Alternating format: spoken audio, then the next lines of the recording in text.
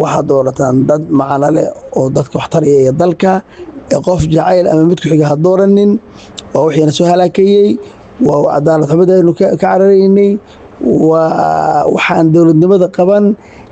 haddii marka si cadaalada wax loo qaybsado oo aynu dhexdeena si cadaalada wax u qaybsano waxay keenaysaa in dadku isu niyad samaado waxayna hadhow arrinkaasi qayb ka noqonaysaa inuu maamulku deegaankeena ka hana qaado qaybsashada baarlamaanka in si cadaalada loo qaybsado sidii xubno badan ba halkan ay ka sheegeen oo la isu turo iyo inay noqdaan dad tayo leh waxa weeye in cadaalad horta wax lagu xulo inaan sadbursi beeraha deegaanka inala degan ama reer maakhir ka mid ah laakiinse beeraha sida beeraha la haybsooco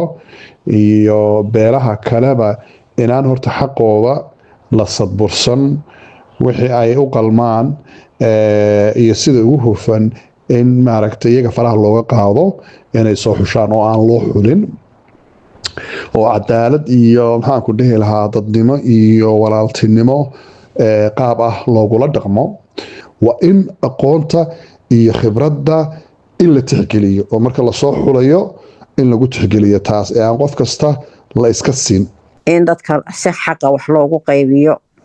dadku waa siman yihiin waa dad wada reer maakhira waa dad maxaa la yiraahdo xaq ku leh waxaan meesha lagu hayo waxa fiican inaad dadkiidiin adeegi lahaa oo micno leh